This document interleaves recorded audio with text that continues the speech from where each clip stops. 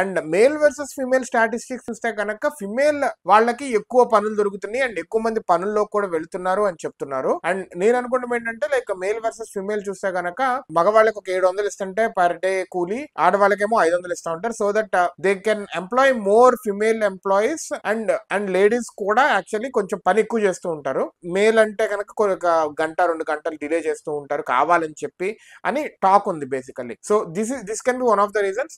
And చాలా మంది like Indian lady is very strong lady and they want to feed their family అనే strong motivation ఉంటుంది. జంటుకు ఉండదని కాదు కానీ లేడీస్ ఇంకా చాలా స్ట్రాంగ్ మోటివేషన్ అనేది ఎక్కువ ఉంటుంది. సో దట్ అది ఇంకొక రీజన్ కూడా అయి ఉండొచ్చు. అదే విధంగా యూత్ ఎంప్లాయ్మెంట్ స్టాట్స్ చూస్తే కనుక 15.3% జూన్ లో ఉంటే 14.9% కి పడింది అన్ఎంప్లాయ్మెంట్ రేట్ అనేది, which is a good sign. This is in the rural areas. కానీ అర్బన్ ఏరియాస్ లో మాత్రం 18.8% నుంచి 19% కి అన్ఎంప్లాయ్మెంట్ అనేది పెరిగింది.